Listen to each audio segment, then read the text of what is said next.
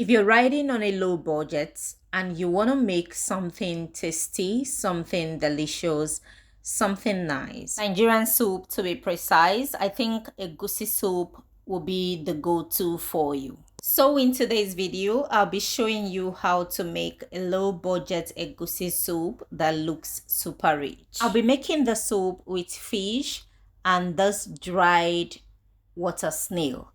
So I added it both into the pot, introduced onions, introduced pepper, seasonings, and then salt. I'll stir together to combine, cover and allow it to cook with its own juice for about 5 to 6 minutes. Then I will introduce more water to cook the fish for another 5 minutes.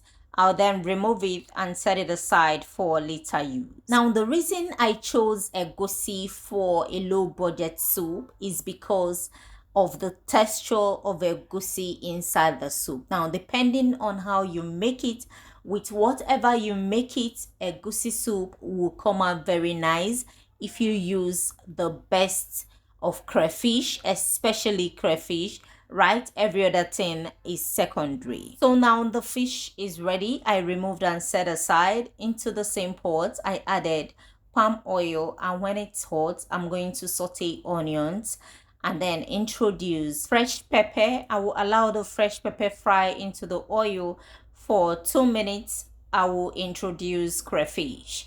Now, if you've not been introducing crayfish before you fry your melon or egusi, right, just give it a try. It has this taste that it gives to the egusi while it's frying, and I think it's delicious. Okay, so after allowing the crayfish fry for 2 minutes, don't burn the crayfish, please. And then I'll be scooping in the melon, which is also popularly known as egusi here in Nigeria.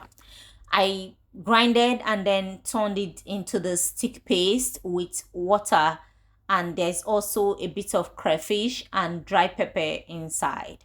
Now I will scoop them in and allow it to fry for 3 minutes because this pot burns. But if you're using a non-stick pot, you can allow it fry for up to 7 minutes or 10 minutes as the case may be. Here I'll stir properly to make sure that the pot is not burning, and then I will allow the egusi to fry again for up to 5 to 10 minutes before I introduce the stock. I want to use this opportunity to thank you very much for stopping by.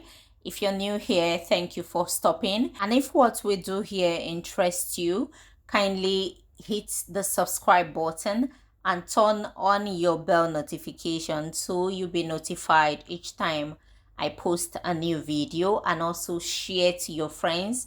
Just give a thumbs up to the video. Okay, thank you for stopping by. I appreciate you. And if you're my returning subscriber, you know that I appreciate you, right? Thank you for always stopping, for your care, for your share, for everything. I really appreciate it. Thank you. After introducing the stock, I'm going to introduce the fish and the water snail. Now, like I said, this is a low budget soup. Okay, there's no too much thing, no stockfish, no meat, just fish and water snail. And then after adding the two, I will stir together to combine. At this point, if you don't like thick soup, you can just, loosen it up. But whenever I'm making a low budget soup, I prefer it to be thick. And I also prefer to pair it with vegetable. The reason is because if the soup is thick, right, it will overshadow the low budget tendency in the soup. And with vegetable will always come out bold with its green nature and all the nutrients, and then you will not be lacking anything in the soup. So I choose the things that I use to make a low budget egusi soup, just as you can see. So after adding the egusi, I covered and allowed it to cook for 15 minutes. When I open up, I stirred, and then I introduced crayfish again. Then after introducing the crayfish, I will stir again and then cover and allow it to cook very well for another 10 minutes. At this point, after stirring, you can taste and adjust with any lacking ingredients, pepper, salt, just anything. Adjust with it, cover and allow it to cook again. And when I opened up, I adjusted with one seasoning and then I introduce a bit of salt. After introducing the salt, I'll stir properly to make sure that everything is well combined, and it's time to introduce the periwinkle. If you don't have periwinkle, you can do away with it. Like I said, this is a low budget soup and I'm trying to elevate the soup, so that's why I'm using periwinkle. After adding periwinkle does not take time to cook. It's already pre-cooked. Just allow it to cook for 2 minutes and it's time to take in the vegetable. Like I said earlier, I prefer to use vegetable to elevate the look and the texture of the soup, but you can also decide to use bitter leaf. Bitter leaf is a good one also, and I'll also be adding bitter leaf for a little, bitterness infused into the soup. Now I added the vegetable. I will stir together to combine. The soup is coming together and is looking very rich. This is basically how I make a low budget egusi soup all the time, and it will come out outstanding, delicious and beautiful. What's your thoughts in the comment section about the soup?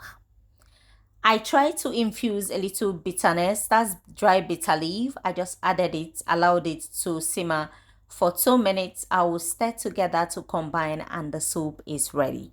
Pair with any swallow of choice and enjoy. The soup came out really delicious, and I bet you wouldn't know that I used just fish to make the soup. Will you be trying it? Look, life is not that difficult, okay? It's when you want something very big that you begin to envisage things that you don't have. Just make use of what you have available and make a good meal for your family. Thank you for watching. Till I see you in my next video, do have a pleasant day. Bye-bye.